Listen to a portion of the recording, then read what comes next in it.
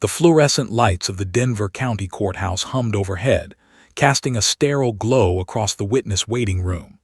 7-year-old Emma Rodriguez sat rigid in an oversized leather chair, her tiny frame nearly swallowed by its dimensions.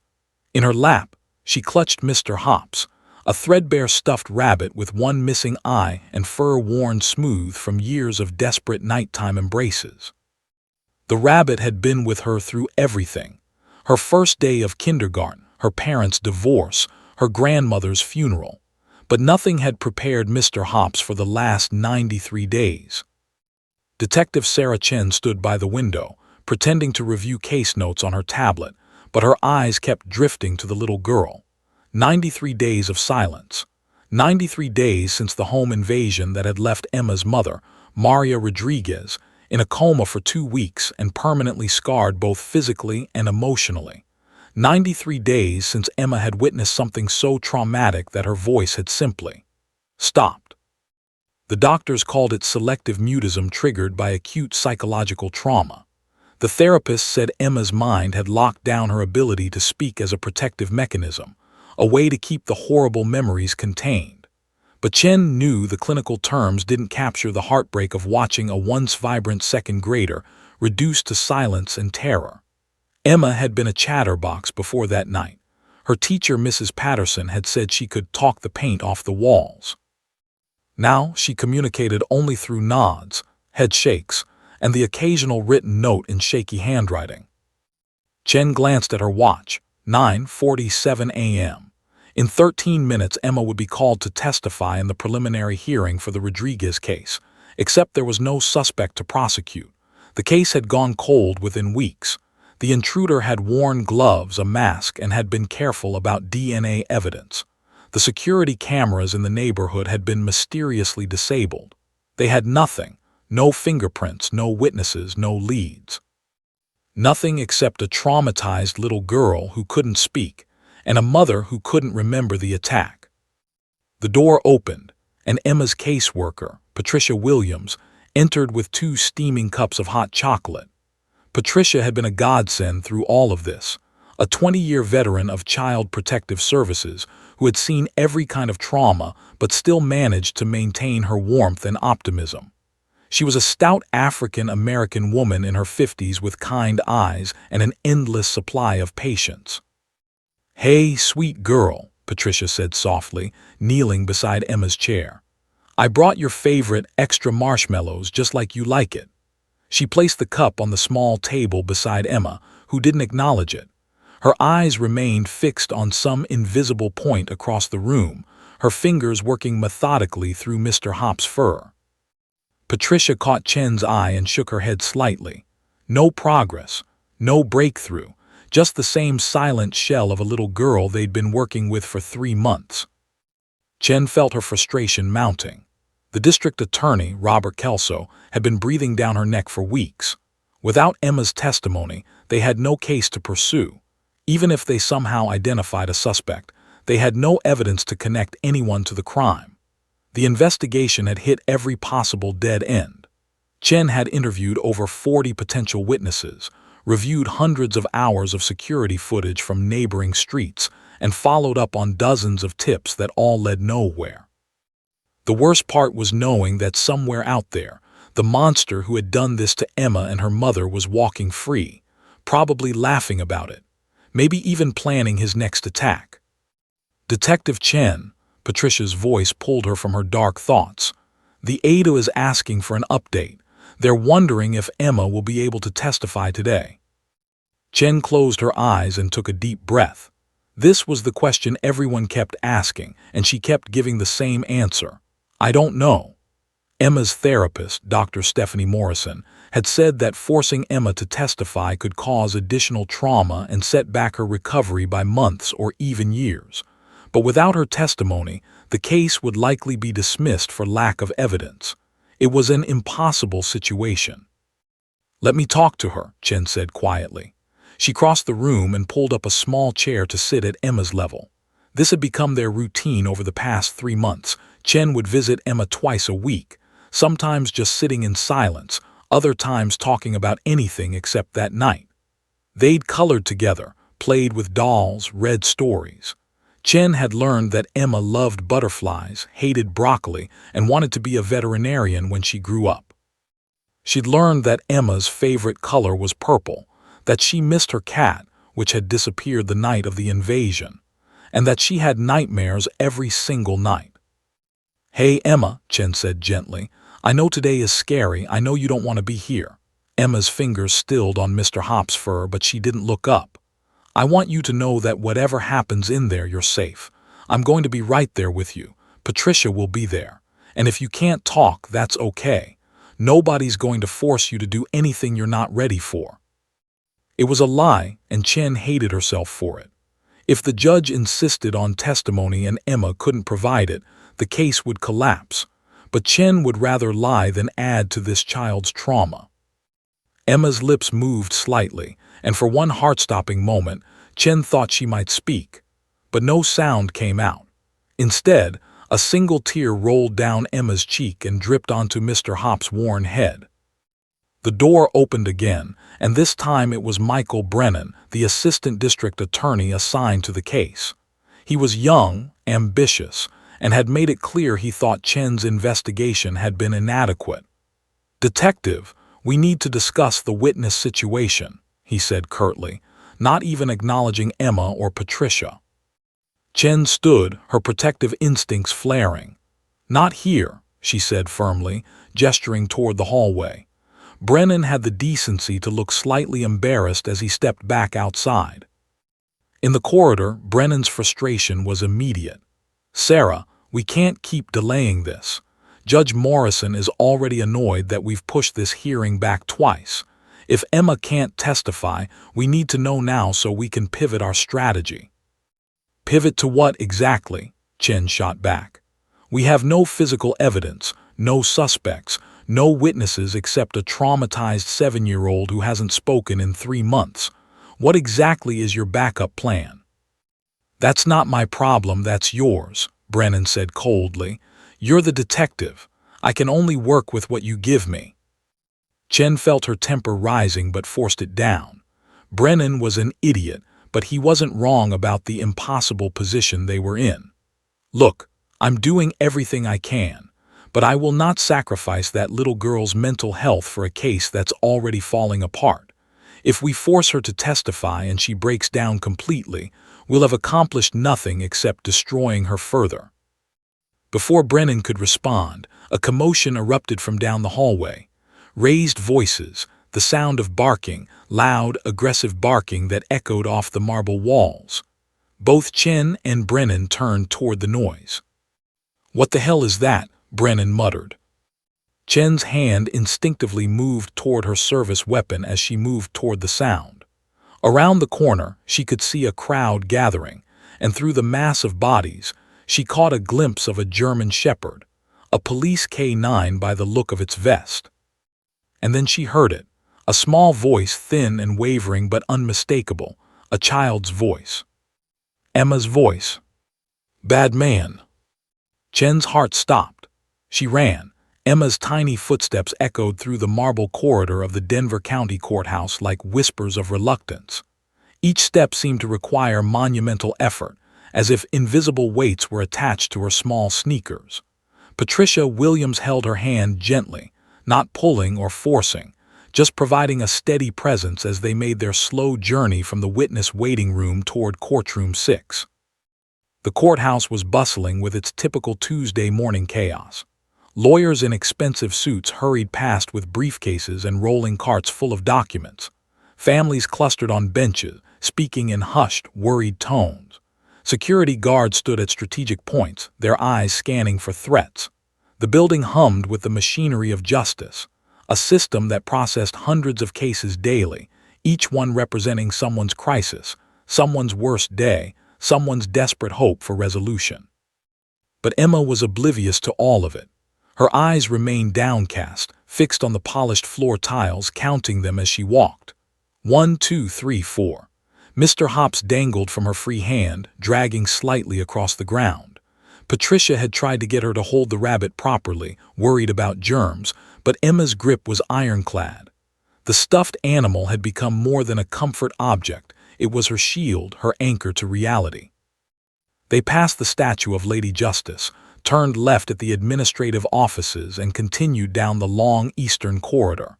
Patricia maintained a steady stream of gentle encouragement. "You're doing so good, sweetheart. Just a little further. I'm so proud of you for being brave." Emma didn't respond, but her grip on Patricia's hand tightened almost imperceptibly. Behind them, Detective Chen followed at a respectful distance, her phone pressed to her ear as she gave Michael Brennan a final update. "We're heading to the courtroom now. No change in her condition.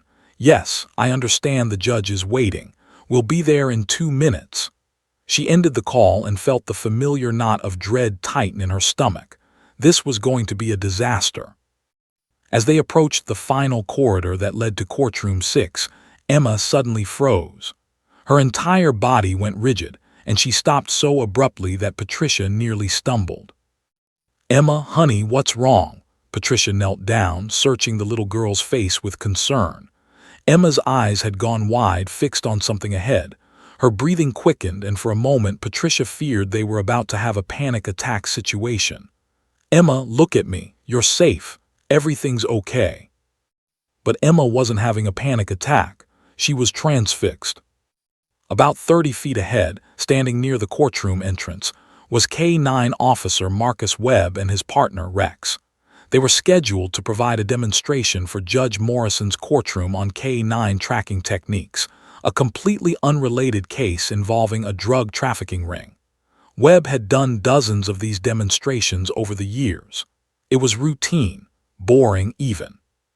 Show up, let Rex demonstrate some basic tracking and detection skills, answer questions from attorneys, collect overtime pay, and go home.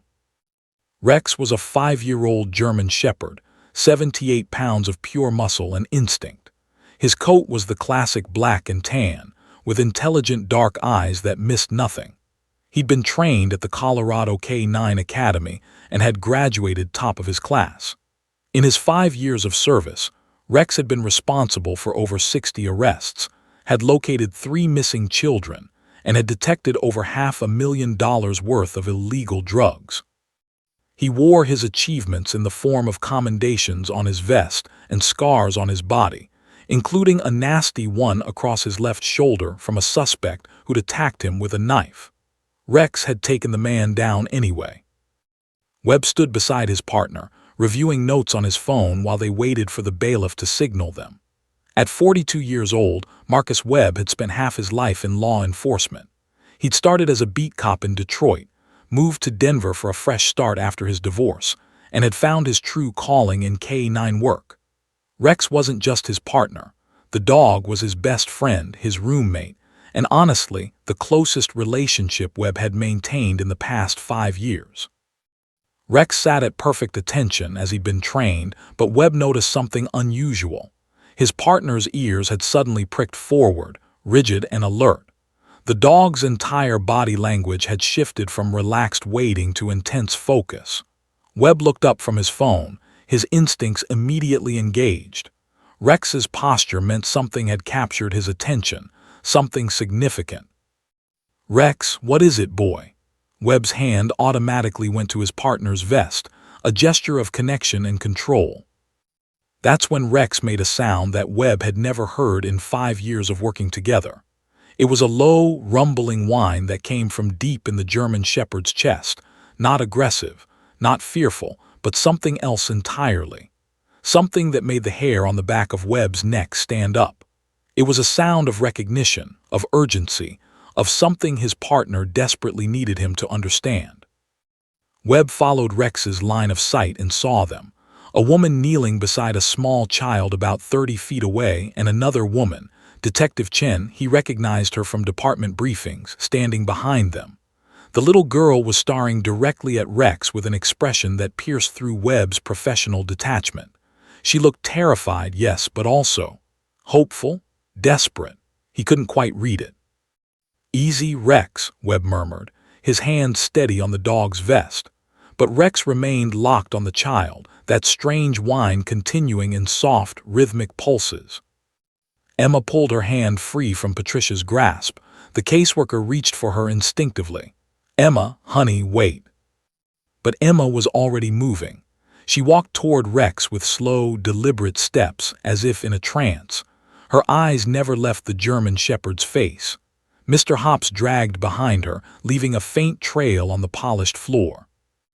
Detective Chen's hand moved instinctively toward her weapon, not because she expected danger, but because years of training made her hyper-aware whenever civilians approached police canines. These dogs were trained to be friendly during public demonstrations, but they were also trained to protect and attack. An unpredictable child moving toward a police dog could trigger defensive instincts. "Officer Webb," Chen called out, moving quickly to intercept Emma. "We've got a child approaching." Webb held up one hand. "It's okay, Detective. Rex is non-aggressive during demonstrations. But ma'am," he called to Patricia, "please keep the child at a safe distance until I clear her approach." Patricia hurried after Emma, but the little girl was moving with surprising determination. "Emma, stop. We need to ask permission first." Emma didn't stop. She couldn't stop. Something about Rex had broken through the wall of silence and fear she'd been hiding behind for 93 days. The dog's eyes were kind, intelligent, safe. They reminded her of something, though she couldn't articulate what. Maybe it was the eyes of her missing cat, Whiskers. Maybe it was something deeper, some instinctual recognition that this creature understood pain and fear and protection. Webb made a split-second decision. Rex's body language wasn't defensive, it was engaged, focused, but not threatening. If anything, his partner seemed almost protective. "It's all right," Webb said, his voice calm and professional. "Let the child approach. Rex won't hurt her." Emma stopped about 3 feet from Rex and Webb. Up close, the German shepherd seemed massive to her small frame. But she wasn't afraid.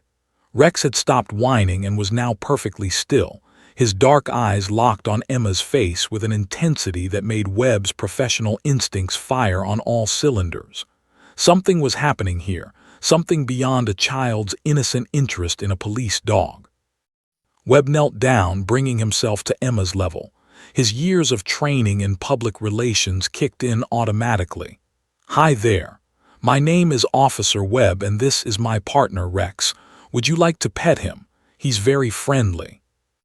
Emma didn't respond verbally, but she extended her free hand, the one not clutching Mr. Hops, toward Rex's head. Her hand trembled as it hovered in the air between them. Rex remained absolutely motionless, a statue of discipline and training. But his eyes never left Emma's face, and deep in his chest, that strange whine started again, so quiet that only Webb could hear it through his hand on the dog's vest. Patricia had reached them now, slightly out of breath. "I'm so sorry, officer. She's non-verbal and we're on our way to testimony. I should have kept better hold of her." Non-verbal, Webb's professional interest sharpened. He'd done community outreach with special needs children before. "Is she?" "Trauma-induced selective mutism," Detective Chen supplied, arriving at the scene. She flashed her badge. "Detective Sarah Chen. This is Emma Rodriguez. She's a witness in an active investigation." Webb nodded slowly, his mind processing this information while his hand remained steady on Rex's vest. The dog was still locked on Emma, that whine continuing, and now Webb was certain. Rex was trying to tell him something. His partner had detected something about this child, some scent, some recognition, something that his years of training were screaming at him to pay attention to. Emma's hand finally touched Rex's head. The moment her small fingers made contact with the German shepherd's fur, several things happened simultaneously. Rex's whine intensified into something between a whimper and a growl, not aggressive, but urgent. Emma's lips moved, working around words that hadn't come in 3 months. The doors to courtroom 6 opened and a bailiff called out, "Rodriguez case, we're ready for the witness." And somewhere deeper in the building, in courtroom 6's gallery, a man in maintenance coveralls shifted uncomfortably in his seat, wondering why that K9 demonstration was taking so long in the hallway. He had cleaning work to do on the 3rd floor, and he was already running behind schedule. Emma's fingers tangled in Rex's fur, and the dog's entire body vibrated with barely contained energy. Webb had never seen his partner react this way to anyone, let alone a child. "Rex, what is it?" he whispered. Emma opened her mouth, her throat worked, her eyes filled with tears. And then, in a voice that cracked like breaking glass after months of silence, she whispered two words that would change everything. "Bad man." The hallway seemed to hold its breath. For a moment, time itself appeared to suspend in that narrow corridor of the Denver County Courthouse. Emma's whispered words, "bad man," hung in the air like smoke, barely audible but carrying the weight of 3 months of suppressed terror. Detective Sarah Chen felt her heart skip a beat. Had she heard correctly? Had Emma actually spoken? After 93 days of silence, after countless therapy sessions and failed attempts at communication, had those two simple words really just passed the little girl's lips? Patricia Williams gasped, her hand flying to her mouth. Tears instantly welled in her eyes. In 20 years of social work, she'd witnessed many breakthroughs, but nothing quite like this. "Emma," she breathed. "Sweetie, did you just—" But Emma wasn't looking at Patricia. Her small hand was buried in Rex's fur, her eyes locked on the German shepherd's face with an intensity that seemed beyond her 7 years. And Rex was transforming before their eyes. Officer Marcus Webb felt it through his grip on the dog's vest.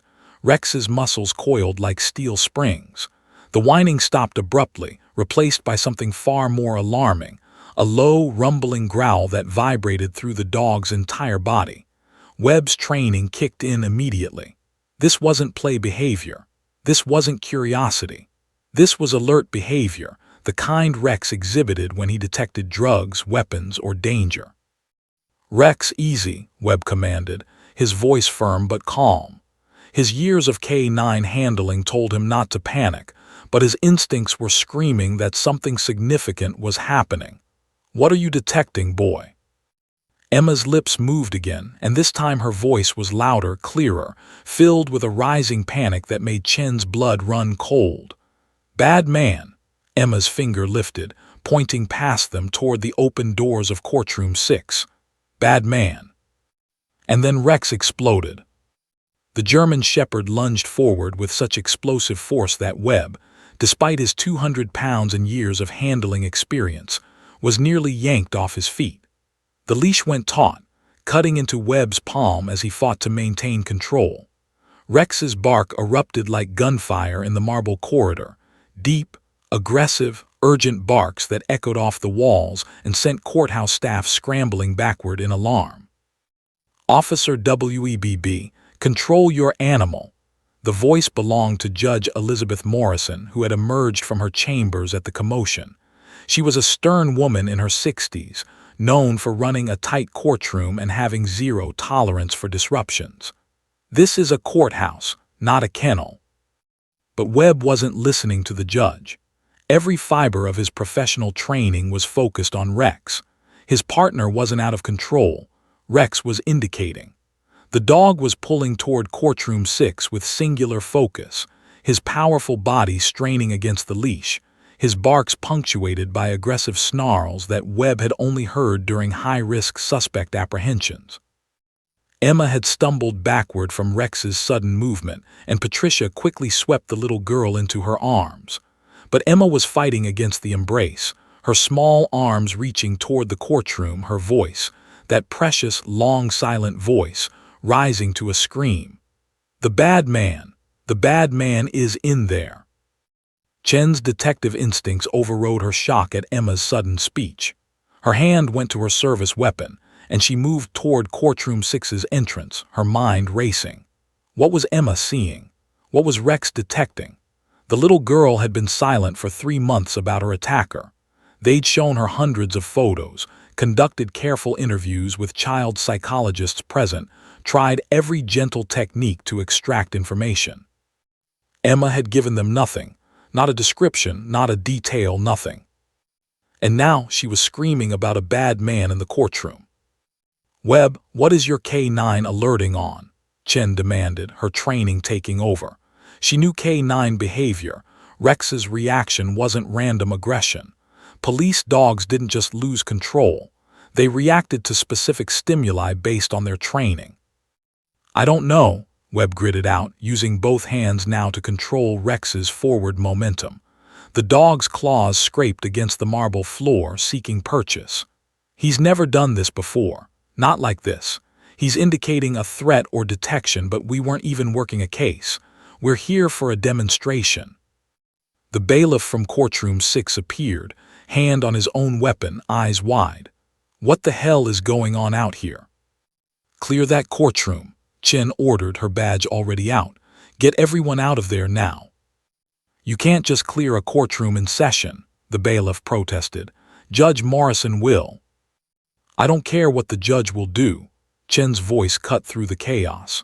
"That child is identifying a suspect in an active felony investigation, and that K9 is alerting on something in your courtroom. Clear IT now." Judge Morrison's face had gone from annoyed to alarmed. She was many things, but she wasn't foolish. When a decorated detective and a police K9 were both indicating danger, protocol demanded action. "Bailiff Reynolds, evacuate the courtroom. Do it orderly but quickly." Inside courtroom 6, confusion erupted.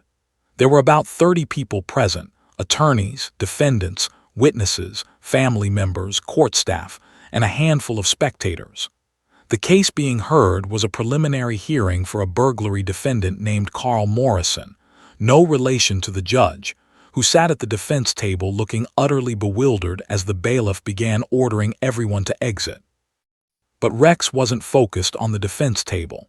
The German Shepherd's laser-like attention was directed toward the gallery, the public seating area where observers sat during proceedings. Webb had finally managed to brace himself properly, his boots planted, using his body weight to anchor Rex. But the dog's barking intensified, becoming almost frantic. In 5 years together, Webb had never seen his partner this agitated. Rex was trained to remain calm in chaotic situations. He'd worked riot control, high-stress arrests, even a hostage situation once. But right now, Rex was acting like he detected an immediate, critical threat. Emma was sobbing now, her small body shaking in Patricia's arms, but she kept pointing, kept screaming. "He hurt Mommy, he hurt Mommy. Don't let him go." Chen's mind connected the dots with startling clarity.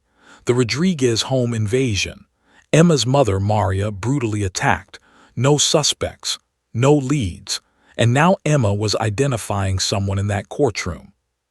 People began filing out of courtroom 6 in hurried confusion. Lawyers clutched their briefcases. A woman who'd been crying during testimony stumbled out, wiping her eyes. The defendant, Carl Morrison, was escorted out by a different bailiff, handcuffed and protesting. "I didn't do nothing. What's happening?" But Rex's barking didn't decrease as people emerged. If anything, the German Shepherd became more frenzied, his focus narrowing with each person who exited. He wasn't barking at the defendant. He wasn't barking at the lawyers. He was tracking someone specific. And then a man in maintenance coveralls emerged from the back of the gallery. He was average height, average build, maybe 45 years old, with thinning brown hair and a weathered face. He carried a small toolkit and wore a courthouse ID badge that read James Carlson Facilities Maintenance. He looked like he'd been trying to exit discreetly, head down, moving toward the side corridor. The moment James Carlson stepped into Rex's line of sight, the German Shepherd went absolutely ballistic. The dog's barking reached a pitch that was almost painful, echoing off the marble walls like gunshots. Rex lunged so violently that Webb lost his footing, stumbling forward 3 steps before regaining control. The leash cut into his palms, drawing blood, but he held on. "That's him," Emma screamed, her voice raw but unmistakable, pointing directly at Carlson. "That's the bad man who hurt Mommy." James Carlson froze. His face went white, then red, then white again. His eyes darted from the screaming child to the frenzied police dog to Detective Chen, whose hand was now firmly on her weapon. "Sir, I need you to stop right there," Chen commanded, her voice hard as iron.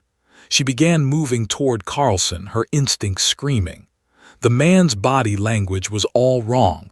He looked like a cornered animal. I don't know what she's talking about," Carlson stammered, but his eyes were already searching for exits. "I'm just maintenance. I work here. I was just fixing a loose bolt on the gallery benches." "Stop moving," Chen ordered. Backup bailiffs were converging now, responding to the commotion. But Carlson's decision was made in that split second. His face hardened with desperate calculation, and he bolted. He spun and ran toward the east corridor, his toolkit clattering to the floor. Tools scattered across the marble, screwdrivers, pliers, a hammer that bounced and skittered. People screamed and dove out of the way. "Stop, police!"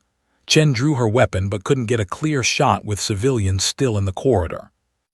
And then Officer Webb made a split-second decision that would be debated in after-action reports for months. He released Rex's leash. "Rex, apprehend." The German Shepherd shot forward like a missile, 78 pounds of trained muscle and instinct. His claws found purchase on the marble, propelling him after the fleeing suspect with breathtaking speed. Rex didn't attack. His training was too precise for that. Instead, he used strategic positioning, cutting off Carlson's escape routes with perfectly timed movements, driving the man toward the dead-end wall near the elevator banks. Carlson tried to juke left. Rex was there, teeth bared, blocking the path. He tried to break right. Rex cut him off again, herding him like sheep. Within 10 seconds, James Carlson found himself cornered against a wall, his back pressed against marble, his hands up in surrender as 78 pounds of snarling German Shepherd stood 3 feet away, ready to lunge if he made any wrong move. "Don't move," Webb commanded as he sprinted up, weapon drawn. "Don't even breathe wrong or I'll give Rex the attack command." Bailiffs swarmed in, weapons drawn, and within seconds James Carlson was face down on the marble floor, handcuffs clicking around his wrists. He was screaming now, panicked. "I didn't do anything. This is crazy. You can't arrest me for running. I got scared. That dog was going to attack me." But Detective Chen was already on her phone, pulling up the Rodriguez case file with trembling fingers. She looked at the physical description from the security footage. Approximately 510, medium build, 180–190 pounds, brown hair. She looked at Carlson, now restrained on the floor. It matched, everything matched. She turned back to the hallway where Emma sat in Patricia's arms, still sobbing but still speaking, beautiful, precious words pouring out after months of silence. "He wore a black mask. He had a big flashlight. He broke the window. He hurt Mommy so bad, he said. He said he would find me if I ever told anyone. He said he would kill me." Chen's hands shook as she holstered her weapon. Rex stood over Carlson, no longer barking but still vigilant, and Webb kept his hand on his partner's vest, murmuring praise. "Good boy, Rex. Good boy, you did so good." Judge Morrison stood in the doorway of her courtroom. Her stern facade cracked, tears streaming down her face as she watched the little girl who had finally found her voice. And James Carlson, still face down on the marble floor, finally stopped protesting. He knew it was over. The Denver County Courthouse had transformed into a crime scene within minutes. What had been a routine Tuesday morning of legal proceedings had exploded into chaos. Officers from the Denver Police Department's Major Crimes Unit swarmed the building, sealing exits, securing evidence, and trying to make sense of what witnesses were calling the most insane thing they'd ever seen in a courtroom. Detective Sarah Chen stood in the now empty hallway, her phone pressed to her ear, speaking rapidly with her lieutenant. "Yes, sir. I know it sounds crazy. A 7-year-old witness and a police dog, I understand, but I'm telling you this is him. Everything about him matches our profile." She paused, listening, her jaw tight. "No, sir, Emma Rodriguez has positively identified him. She's speaking now, yes, speaking. After 3 months, I know, it's unprecedented." 20 feet away, James Carlson sat handcuffed on a wooden bench, flanked by 2 uniformed officers. His maintenance coveralls were dusty from being tackled to the floor, and a thin line of blood trickled from his nose where his face had connected with the marble. But it was his eyes that told the real story. They darted constantly, like a trapped animal seeking escape, calculating odds, measuring distances to exits that no longer existed for him. "I want a lawyer," Carlson muttered for the 7th time. "You can't just arrest me because some kid pointed at me. This is insane. I want a lawyer right now." Officer Marcus Webb stood nearby with Rex, who had finally calmed but remained intensely focused on Carlson. The German shepherd sat at perfect attention, his eyes never leaving the maintenance man, a low rumble occasionally emanating from his chest. Webb's hand rested on Rex's vest, and he could feel his partner's tension. The dog wanted to work, wanted to investigate, wanted to pursue whatever scent or recognition had triggered his explosive reaction. "Easy boy," Webb murmured. "You did good, just stay calm now." But Webb's own mind was racing. In 5 years of K9 work, he'd never seen Rex react with such immediate, violent recognition. Police dogs were trained to alert on specific scents: drugs, explosives, human remains. But Rex's behavior suggested something different, something more complex. It was as if the dog had recognized Carlson on a deeper level, connecting dots that humans had missed. Down the corridor, in a converted conference room that had been hastily cleared for privacy, Emma Rodriguez sat with Patricia Williams and a crisis counselor.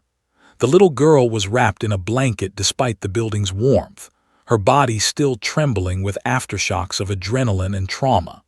But she was talking, words tumbling out in a stream that was both heartbreaking and crucial. "He came through the back door," Emma said, her voice small but steady. "Mommy was making dinner. I was watching cartoons. I heard glass breaking. Mommy told me to run to the closet, the one in her bedroom. She always told me if someone bad ever came, I should hide there." The crisis counselor, Dr. Helen Martinez, took notes while maintaining a gentle, encouraging presence. "You're doing so well, Emma, so brave. Can you tell me what happened next?" Emma's hands twisted the blanket. Mr. Hops sat in her lap and she kept touching the rabbit's worn fur for comfort. "I ran to the closet. I heard Mommy screaming. She was fighting with him. There were loud noises breaking things, and then," her voice cracked, "then Mommy stopped screaming." Patricia wiped tears from her own eyes, maintaining her composure for Emma's sake. 3 months of silence, 3 months of not knowing what this child had witnessed, and now it was pouring out like water from a broken dam. "I stayed in the closet," Emma continued. "I was so quiet.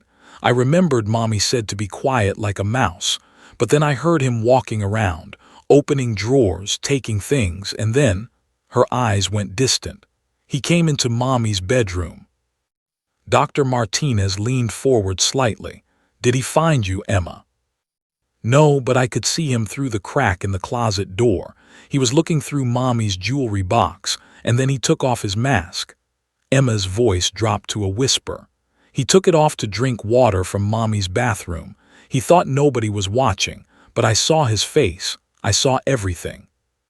Outside the room, Detective Chen had been listening through the door, and her heart was pounding. Emma had seen the attacker's face.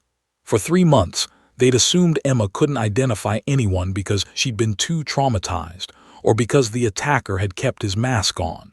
But Emma had been protecting herself with silence, terrified that if she spoke, the bad man would find her and finish what he'd started.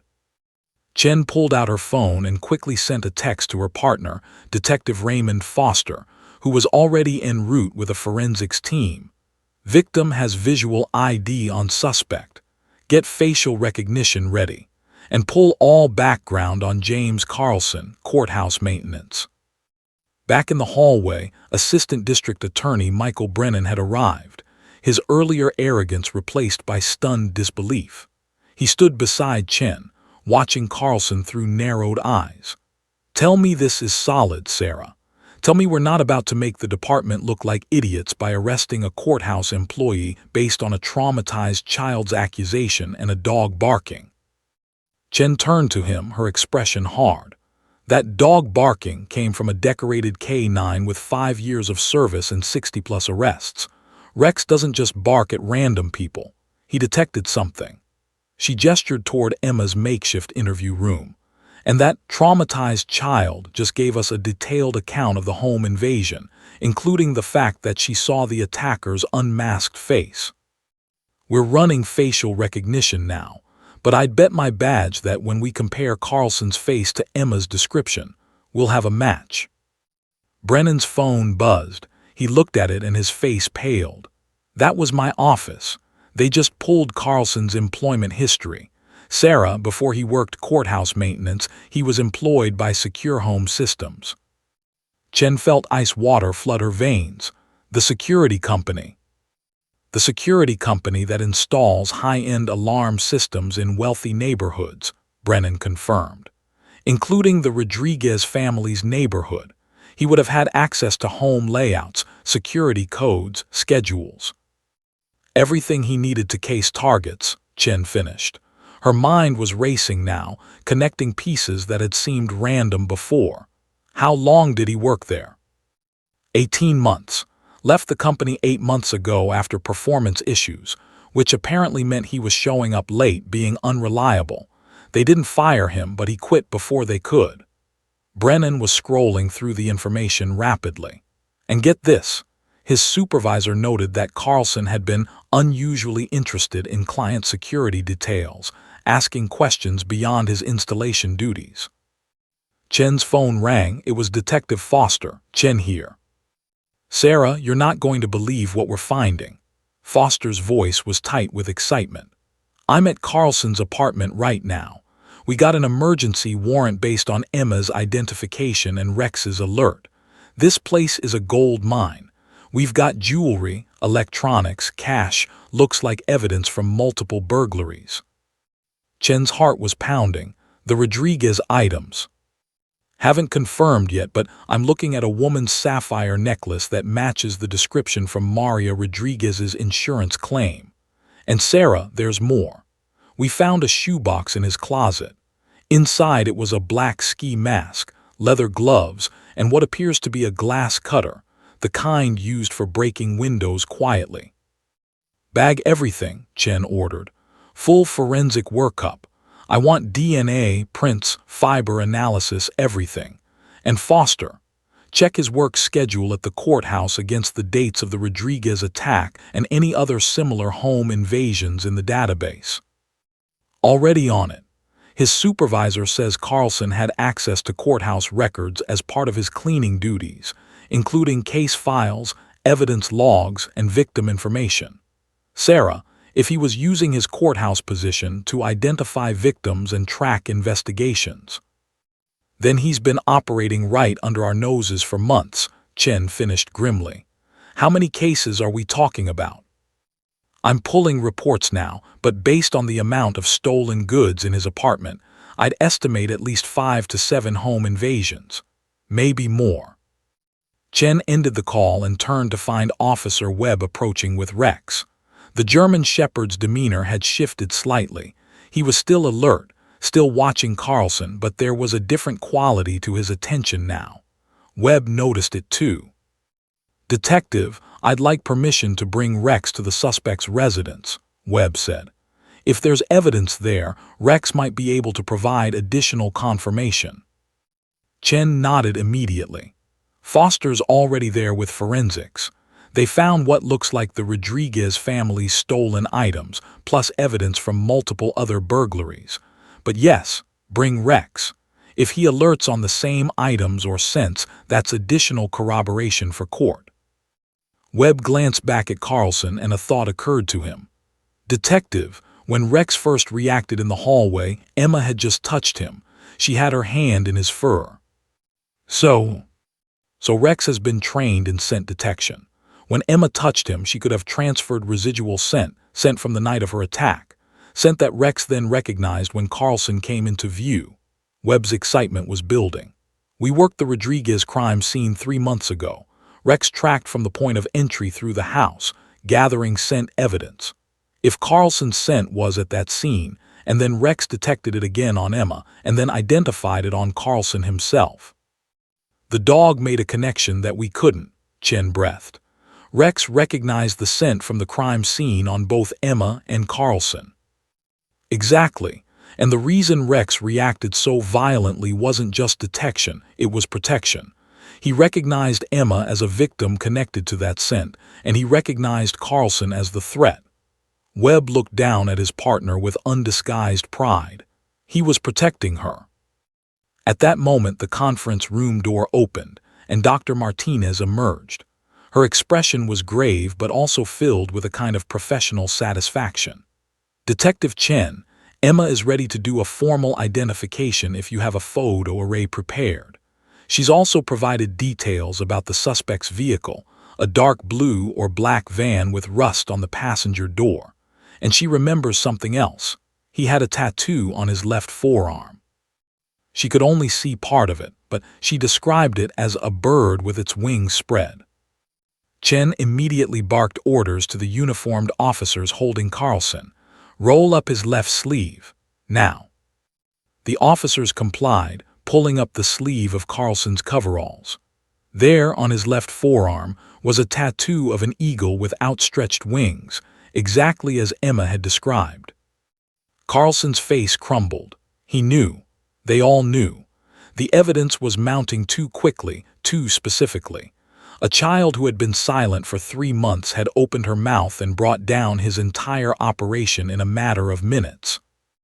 "James Carlson," Chen said formally, stepping forward with her badge displayed. "You are under arrest for the home invasion and assault of Maria Rodriguez and suspicion of multiple additional felonies. You have the right to remain silent." But Carlson wasn't listening. He was staring down the hallway at the conference room door, where Emma had emerged, holding Patricia's hand. The little girl looked directly at him, her young face showing a strength that shouldn't have been possible at 7 years old. "You said you'd find me if I told," Emma said clearly, "but I found you first." Rex barked once, sharp, definitive, victorious. And James Carlson finally looked away. The fluorescent lights in Denver Police Department's Major Crimes Unit burned bright as midnight approached. Detective Sarah Chen sat at her desk, surrounded by a maze of case files, photographs, evidence logs, and computer screens displaying data that was rewriting everything they thought they knew about the Rodriguez case, and so much more. Across from her, Detective Raymond Foster rubbed his tired eyes and took another sip of cold coffee. "Sarah, this is bigger than we imagined. Much bigger."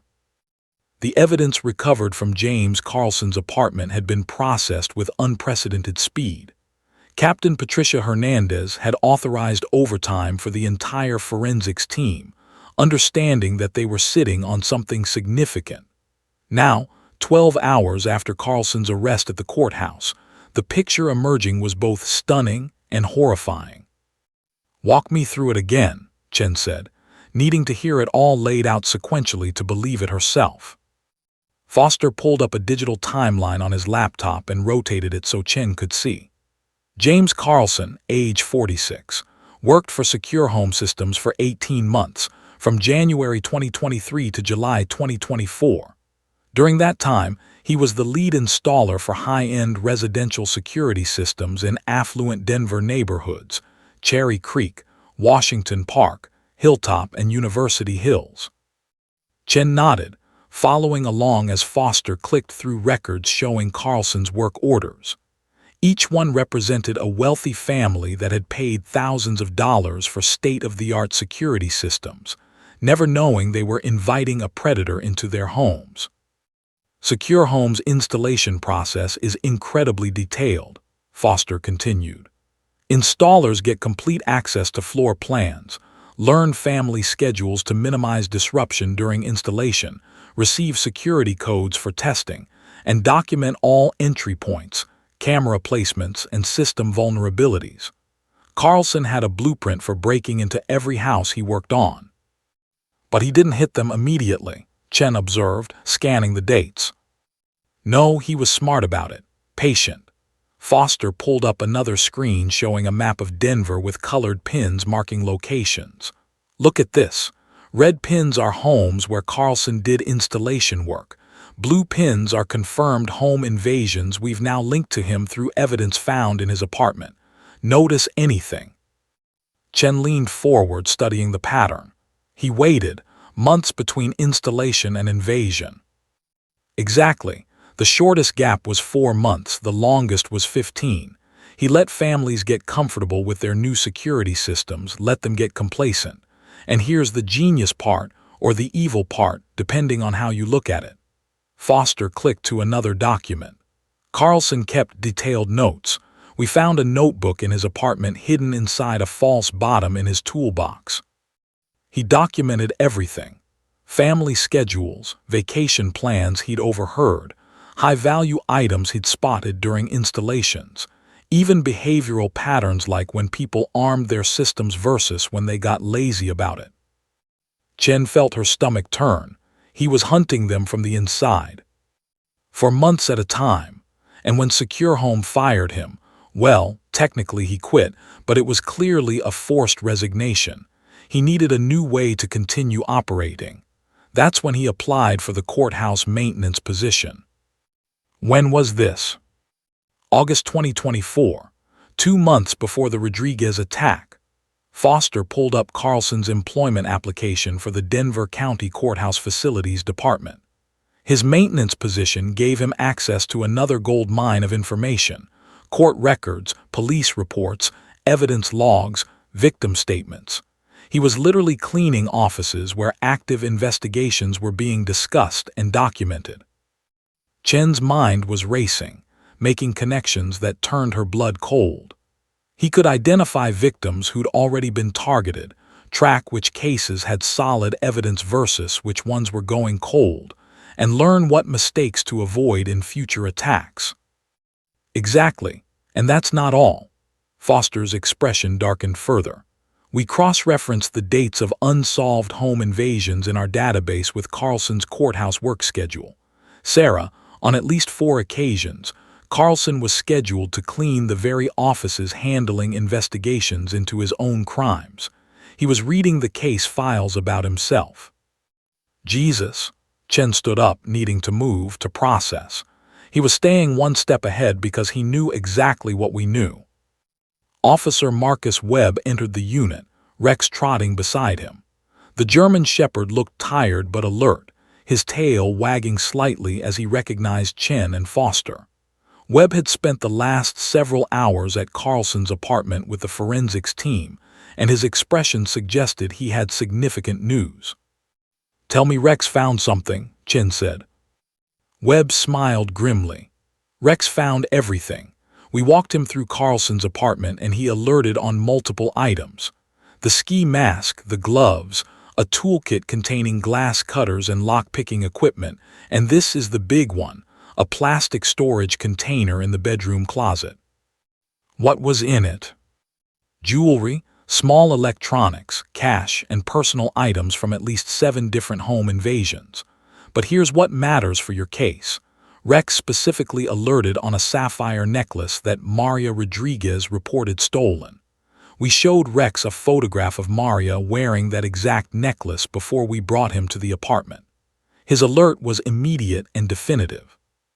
Foster looked up from his laptop. "That's the scent connection you were talking about." "Exactly," Webb confirmed, settling into a chair while Rex lay down at his feet. K9s have scent memory that can last for years. 3 months ago, Rex worked the Rodriguez crime scene. He tracked Carlson's path through the house, gathering scent evidence even though we didn't know whose scent it was at the time. Today, when Emma touched Rex in that courthouse hallway, she transferred residual scent, likely from clothing or items she'd kept from before the attack, things that still carried trace evidence from that night. And then Carlson appeared, Chen said, understanding flooding through her. And Rex connected the dots. He recognized the scent from the crime scene on Emma, then immediately recognized that same scent on Carlson.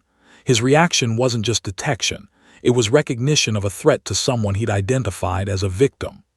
Webb reached down to scratch Rex's ears. Police dogs are trained to protect and serve. Rex was protecting Emma from the person whose scent signature he'd tracked at her home invasion. Chen felt a surge of emotion she had to suppress. In her 15 years as a detective, she'd worked with K-9 units before, but she'd never fully appreciated the complexity of what they could do. Rex hadn't just sniffed out drugs or found a lost child. He'd connected evidence across time and space, made associations that required a level of intelligence and instinct that seemed almost impossible. "Has anyone told Maria Rodriguez yet?" Foster asked quietly. Chen checked her watch. "I'm heading to the hospital after we finish here. She deserves to hear it in person, not over the phone." Maria Rodriguez had been released from the hospital months ago, but was back for a follow-up surgery on her arm, which had been broken in 3 places during Carlson's attack. "And I'm bringing Emma with me. Mother and daughter should hear this together." The conference room door opened, and forensic supervisor Dr. Lisa Park entered carrying a tablet and wearing an expression of barely contained excitement. "Detectives, we've got DNA confirmation. The ski mask found in Carlson's apartment contains DNA from 3 sources. Carlson's own DNA from prolonged wear, Maria Rodriguez's blood from the night of the attack, and trace DNA from Emma Rodriguez, likely from when Carlson came close to the closet where she was hiding." "That places him at the scene," Chen said, feeling the pieces lock into place. "It gets better," Dr. Park continued. "We also found fiber evidence. Fibers from the Rodriguez family's carpet embedded in the treads of work boots found in Carlson's closet. The fiber analysis is a perfect match. Additionally, we found glass fragments in those same boots that match the composition and manufacturing signature of the Rodriguez family's backdoor window, the entry point Carlson used." Foster whistled low. "That's airtight. Defense attorneys dream about having this much evidence to challenge, but there's no way around it." "There's more," Dr. Park said. "We analyzed the notebook Carlson kept, the one with his surveillance notes. We found entries for 6 other families beyond the Rodriguez case. We're cross-referencing those names with unsolved home invasions now, but preliminary matches suggest Carlson is responsible for at least 9 separate attacks over the past 2 years. Chen felt the weight of those 9 families, 9 homes violated, 9 sets of victims traumatized, potentially more injured victims like Maria. "What about the tool kit found in the courthouse? Anything there?" The glass cutter in his courthouse toolkit matches the unique cutting pattern found at the Rodriguez scene and 3 other home invasions. The cutting tool leaves microscopic striations that are as unique as fingerprints. We can definitively link Carlson to multiple crime scenes through that single tool. Webb spoke up. "What about the items Rex alerted on? Are you able to confirm ownership?" Dr. Park nodded. "We're working with victims now to identify their stolen property, but we've already confirmed items belonging to the Rodriguez family, the Patterson family from a February invasion, and the Chen family, no relation to our detective, from a November attack last year. There's easily $200,000 in stolen goods in Carlson's apartment." "He kept everything," Foster marveled. "Why would he keep evidence that could destroy him?" "Trophies," Chen said quietly. Everyone turned to look at her. "It's not uncommon with certain types of offenders. They keep items from their victims because it gives them a sense of power, lets them relive the crimes. Carlson wasn't just stealing for money, he was getting something psychological from it." The room fell silent as that assessment settled over them. James Carlson wasn't simply a burglar or thief. He was something darker, someone who derived satisfaction from invading people's homes, from terrorizing them, from having power over their sense of safety. The Rodriguez attack was different, though, Foster observed. Maria was home. Carlson's other attacks were when families were away, on vacation, at work, out for the evening. Why did he break pattern? Chen had been thinking about this all evening. "I think Emma's testimony will answer that, but my theory is that he didn't know Maria was home. Remember, she'd called in sick to work that day. Her car was in the shop, so there was no vehicle in the driveway. Carlson thought the house was empty based on his surveillance, but Maria had stayed home with a migraine. So he walked into a situation he wasn't prepared for, Webb said. And when he encountered Maria, he panicked. He'd never had to confront a victim before.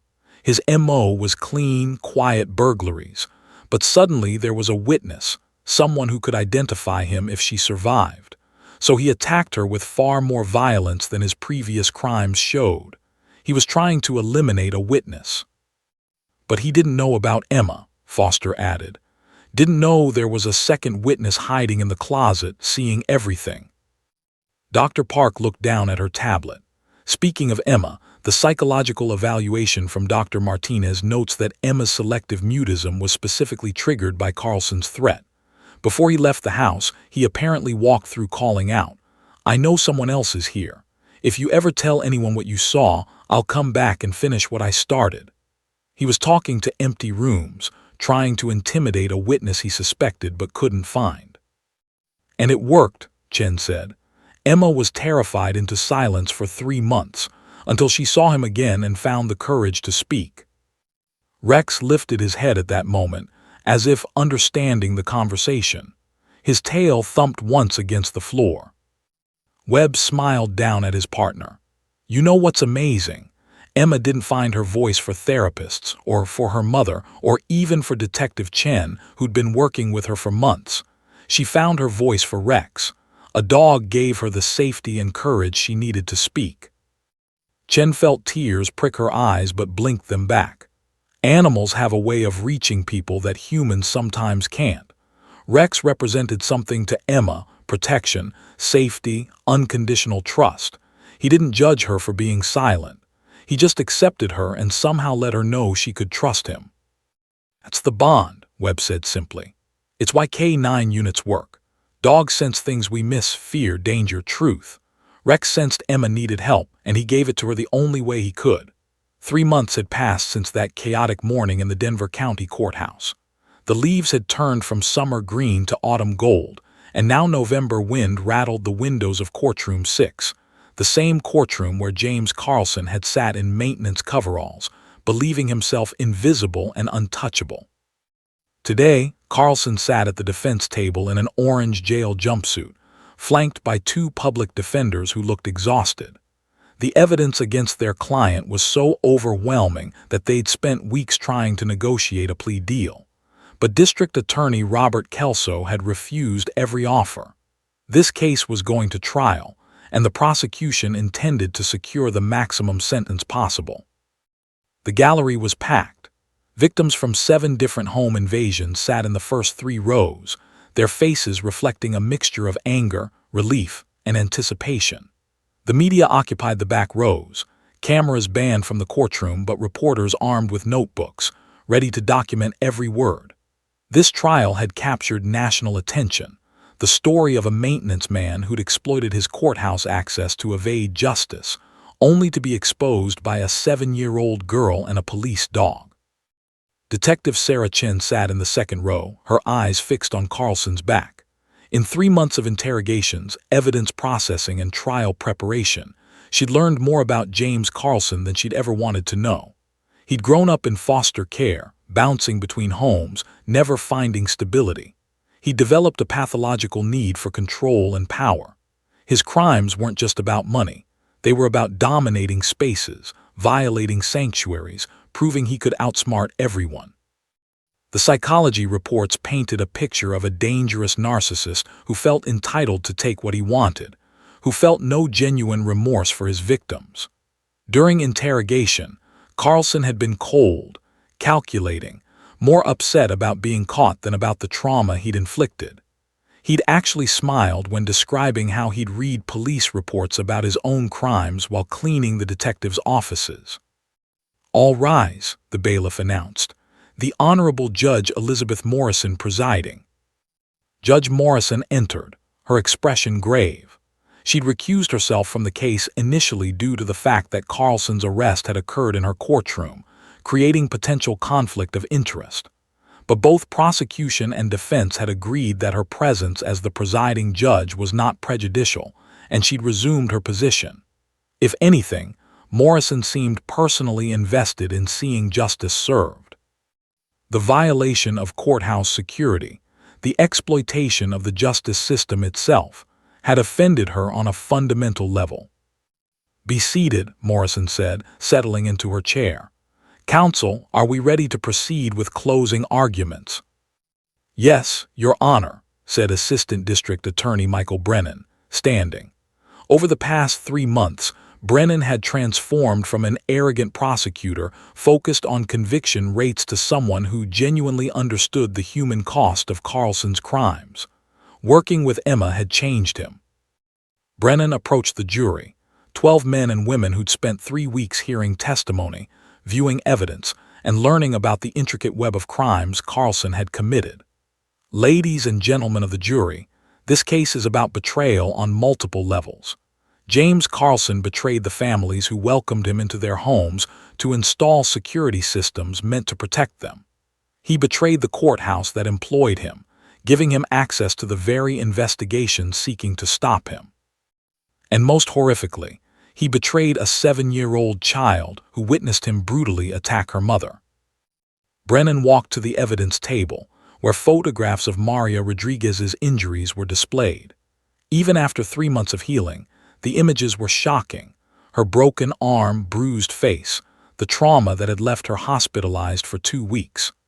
Maria Rodriguez nearly died because she had the misfortune of being home when the defendant broke into her house. He beat her with such ferocity that doctors didn't know if she'd survive the first 48 hours. The jury members' faces reflected their horror. Several had tears in their eyes.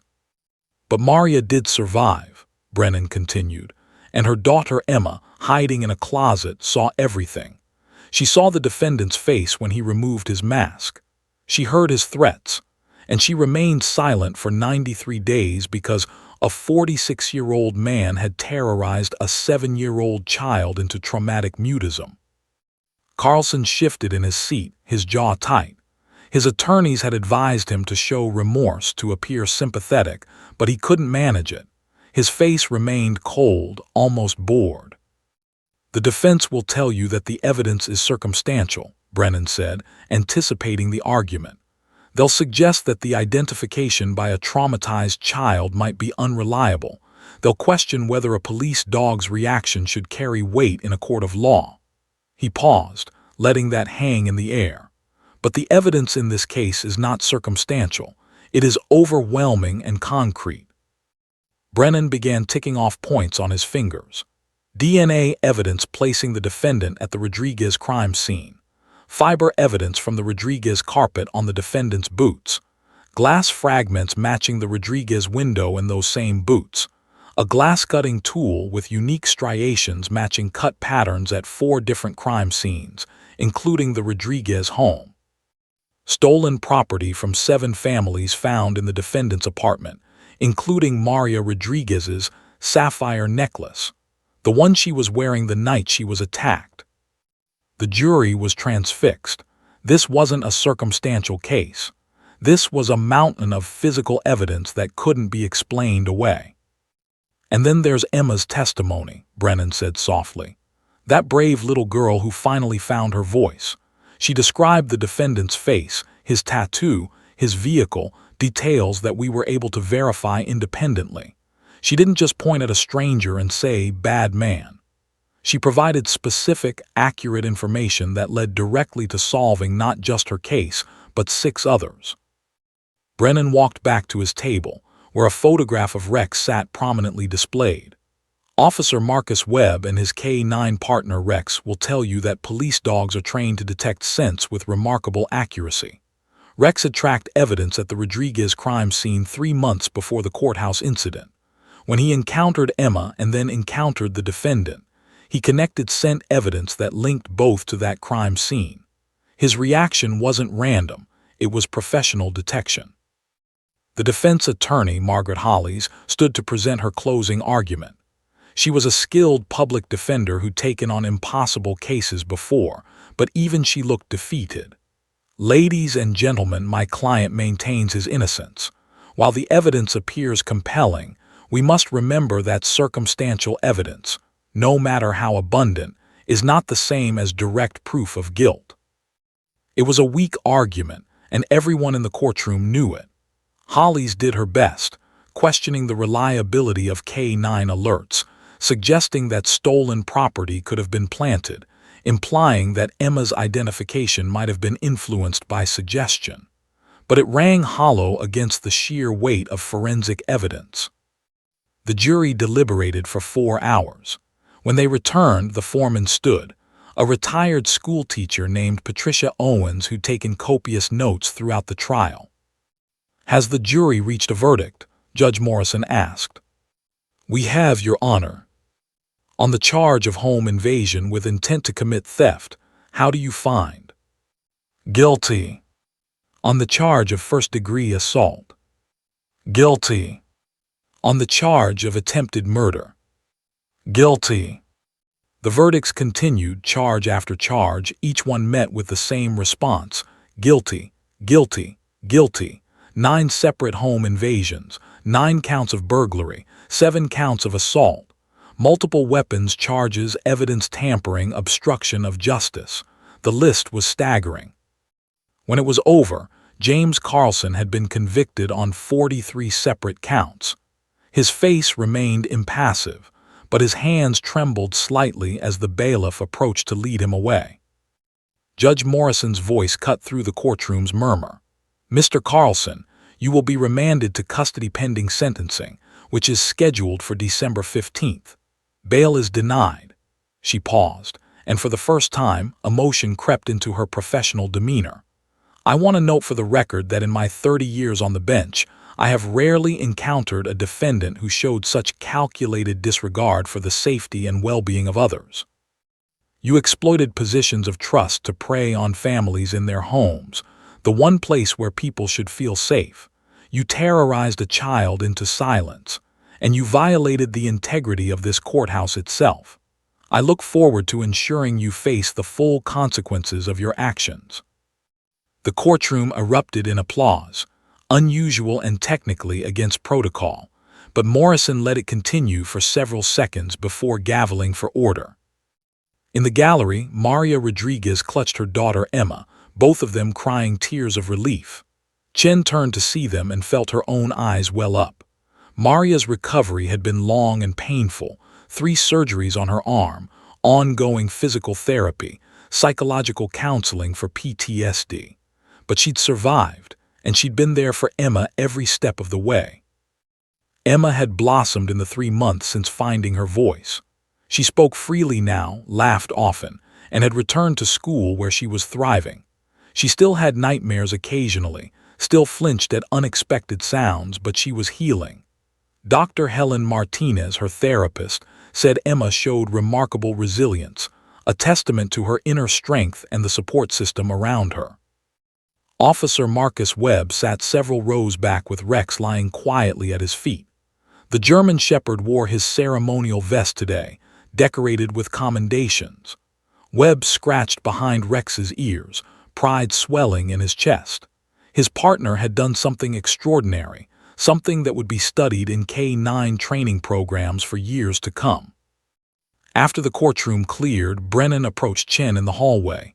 "We did it," he said simply. "Justice for Emma and Maria and all the other victims."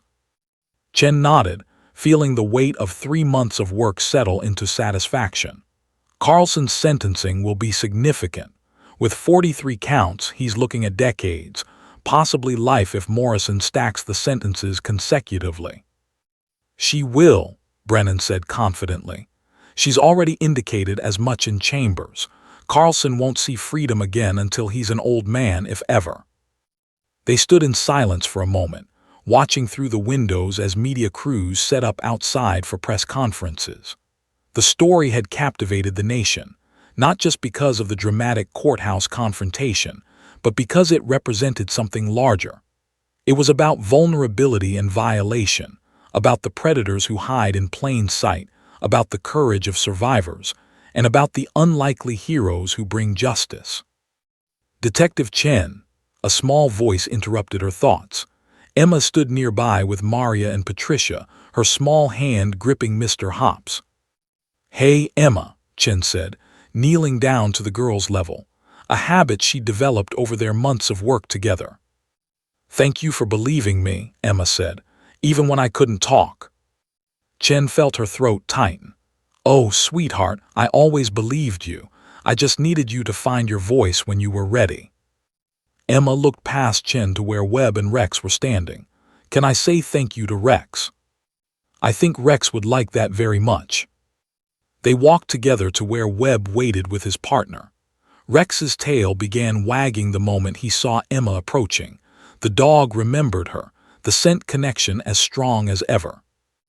Webb smiled. "Rex has been waiting to see you, Emma." Emma knelt down and wrapped her small arms around Rex's neck. The German Shepherd remained perfectly still, accepting the embrace with gentle dignity. "Thank you for protecting me," Emma whispered into his fur. "You're the bravest dog in the whole world." Rex's tail wagged harder, and he licked Emma's cheek, making her giggle, a sound that brought smiles to every face in the hallway. Maria Rodriguez approached Webb, tears streaming down her face. "Officer Webb, I don't know how to thank you and Rex. You gave us our lives back." Webb felt his own emotions rising. "Rex did the work, ma'am. I just held the leash." "You both did something remarkable," Maria said. "Because of you, my daughter found her voice. Because of you, that monster can't hurt anyone else. Thank you." As they stood in that courthouse hallway, survivors, investigators, and heroes, both human and canine, the afternoon sun streamed through tall windows, casting long shadows that would eventually fade. But the impact of what had happened here, the justice that had been served, and the courage that had been found would endure long after the shadows disappeared.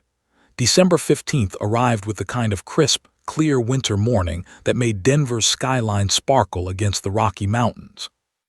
6 months had passed since that extraordinary day when Emma Rodriguez had spoken 2 words that changed everything. Today was sentencing day for James Carlson, but it was also something more, a day of recognition, celebration, and honoring the heroes who had brought a predator to justice.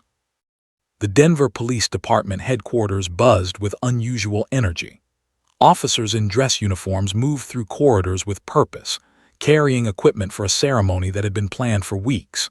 The department's public affairs office had transformed the main conference hall into something resembling an awards venue, with rows of chairs facing a small stage, American and Colorado state flags flanking a podium, and a display table covered in medals, certificates, and commendations. Officer Marcus Webb stood in the locker room, adjusting his dress uniform in the mirror. The dark blue fabric was crisp and formal, his badge polished to a brilliant shine, his ribbons and commendations arranged in perfect rows across his chest. But his hands trembled slightly as he fastened the final button. He'd received awards before: Officer of the Month, citations for bravery, commendations for exceptional casework. But today felt different. Today wasn't just about him. "You clean up nice, Webb," said Sergeant Tom Rodriguez, no relation to Emma's family, as he entered the locker room. "Nervous?" "A little," Webb admitted. "This is a lot of attention for just doing our job."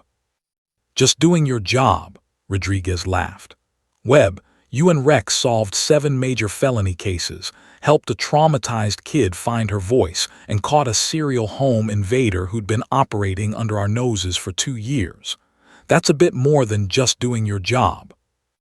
Webb smiled slightly, but his mind was already on Rex, who was waiting in the K-9 training facility being groomed and prepared. His partner deserved every bit of recognition coming his way. Rex had done something extraordinary, something that animal behavior experts were still studying and trying to fully understand. In the training facility, Rex stood patiently as Officer Jennifer Martinez carefully brushed his coat until it gleamed. The German Shepherd's ceremonial vest had been specially prepared for today, black leather with silver badges, the Denver Police Department insignia prominent, and spaces reserved for the medals he would receive. Rex seemed to understand that something important was happening. He stood at attention, his ears forward, his eyes alert but calm. "You're going to be the star of the show today, buddy," Martinez said, running the brush through Rex's fur one final time. "The first K-9 in department history to receive the Medal of Valor. That's a pretty big deal." Rex's tail wagged once, as if acknowledging the compliment. Across town, Emma Rodriguez stood in front of her bedroom mirror, wearing a new purple dress, her favorite color. Her mother, Maria, was helping her with a matching headband, both of them smiling at their reflection. The physical scars from that terrible night had healed, though Maria still wore a brace on her arm during physical activities. But the emotional healing had been even more remarkable. "You look beautiful, Mija," Maria said, kissing the top of Emma's head. "Do you think Rex will like my dress?" Emma asked seriously. Maria laughed.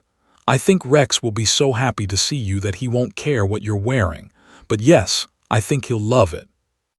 Emma clutched a folded piece of paper, a letter she'd written for today's ceremony.